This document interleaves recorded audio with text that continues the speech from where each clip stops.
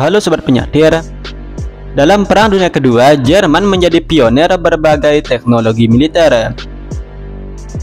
Mulai dari rudal jelajah pertama, rudal balistik pertama, jet tempur pertama, dan salah satunya adalah ini. Wah, gede banget dong. Pesawat kargo super besar pertama di dunia.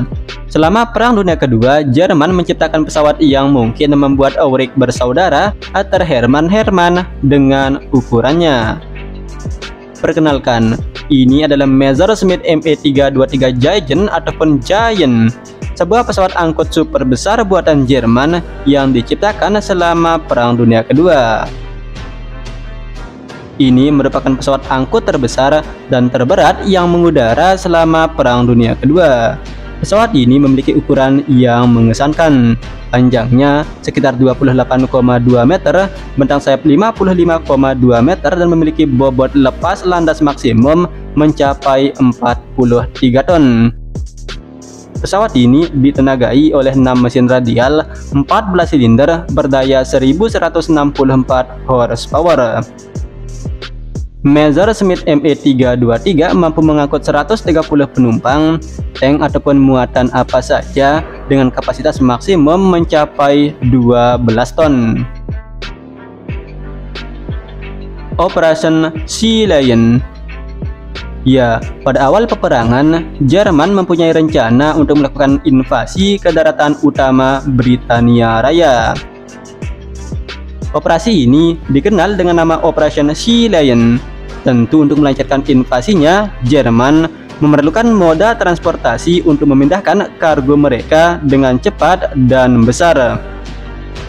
Pada saat itu, Jerman memang sudah mempunyai pesawat angkut cukup besar, atau lebih tepatnya pesawat glider DFS-230 yang memiliki kinerja cukup cemerlang. Glider ini sebelumnya cukup sukses membuktikan kehebatannya dalam pertempuran di Belgia. Kemudian digunakan dalam invasi kereta pada tahun 1941. Akan tetapi untuk melancarkan invasi melintasi Selat Inggris, Jerman harus mampu mengangkut kendaraan dan peralatan berat lainnya melalui udara sebagai bagian dari gelombang serangan awal. Meskipun pada akhirnya Operation Sea Lion dibatalkan, kebutuhan akan transportasi udara yang berat tetap ada. Dengan tujuan utama beralih ke Operasi Barbarossa, yaitu invasi ke Stalinium. Rancangan. Pada tanggal 18 Oktober 1940, pemerintah Jerman memerintahkan perusahaan Yanker dan Messerschmitt untuk merancang pesawat kargo super besar. Mereka hanya diberi waktu 14 hari saja untuk menyerahkan proposal kargo super besar itu. Persyaratan utama dari pesawat tersebut ialah mampu membawa persenjataan meriam 88 mm, traktor setengah jalur, atau tank medium Panzer IV. Yanker pertama kali menyerahkan desain yang diberi nama Yanker Ju-322 Mammoth. Yanker Ju-322 Mammoth mencapai bentuk prototipe, tetapi akhirnya dibatalkan karena kesulitan dalam mendapatkan kayu bermutu tinggi yang diperlukan untuk konstruksi badan pesawat itu. Satu-satunya prototipe dari pesawat ini melakukan uji terbang, dan seperti dugaan awal, pesawat ini memiliki kinerja yang buruk dan desain yang sangat tidak stabil. Pada awalnya, Messerschmitt menawarkan desain peningkatan dari Messerschmitt 261, kemudian berganti nama menjadi Messerschmitt 321. Ini adalah desain glider raksasa yang akan digunakan sebagai transport jarak jauh ke Afrika dan Eropa Timur.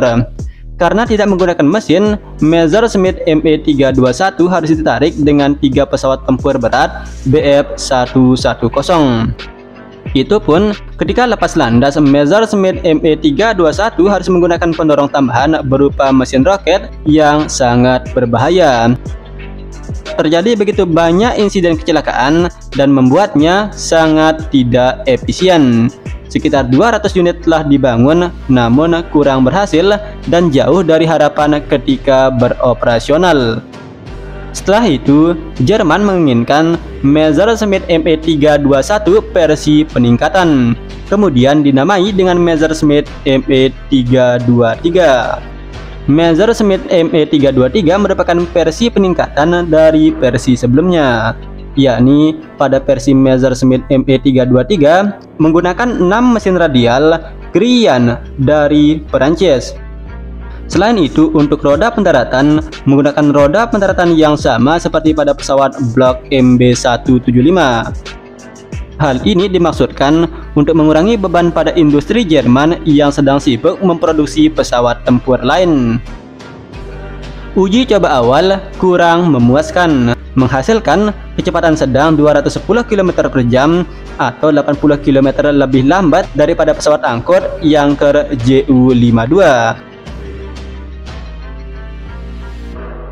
Roda belakang dilengkapi dengan rem pneumatik yang dapat menghentikan pesawat dalam jarak 200 meter saja.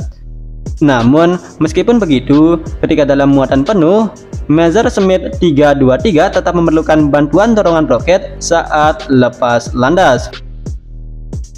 Pesawat ini dapat digunakan untuk mengangkut 100 prajurit, sebuah tank, ataupun sebuah meriam besar di dalam kabinnya. Bahkan, Messerschmitt Me-323 dapat digunakan untuk mengangkut tenaga medis lengkap dengan berbagai muatannya dengan kapasitas angkut maksimum mencapai 12 ton. Seperti pada Messerschmitt 321, Messerschmitt 323 memiliki sayap yang besar, terpasang tinggi, dan ditopang oleh badan pesawat hingga ke tengah sayapnya. Untuk mengurangi berat dan menghemat aluminium, sebagian besar sayapnya dibuat dari kayu lapis dan kain, sedangkan badannya terbuat dari konstruksi tabung logam dengan rangka kayu dan dilapisi dengan kain berlapis dengan penopang berat di lantai untuk menopang muatan. Selain itu, untuk menghilangkan torku, mesin pesawat ini dipasang dengan 3 mesin berputar berlawanan arah jarum jam di sayap kiri dan 3 mesin yang berputar searah jarum jam di sayap kanannya. Untuk sektor pertahanan, Messerschmitt Me-323 dilengkapi dengan senapan mesin MG-15, MG-81 ataupun MG-131 mm tergantung variannya. Namun, meskipun begitu, pesawat ini tetaplah pesawat yang besar, lambat, dan rentan terhadap serangan pesawat tempur lawan ataupun senjata anti pesawat. Beberapa varian dikembangkan, namun tidak memberikan perbedaan yang signifikan. Sekitar 198 unit telah dibangun dan naasnya semua varian tersebut tidak ada yang tersisa, hancur semuanya selama Perang Dunia Kedua. Pesawat ini memiliki jangkauan maksimum 1100 km dan kecepatan maksimum hanya 219 km per jam. Lambat sekali, bukan? Sejarah operasional. Pada awalnya pesawat ini memang dirancang untuk operasi pengangkutan kargo besar-besaran ke daratan utama Britania Raya.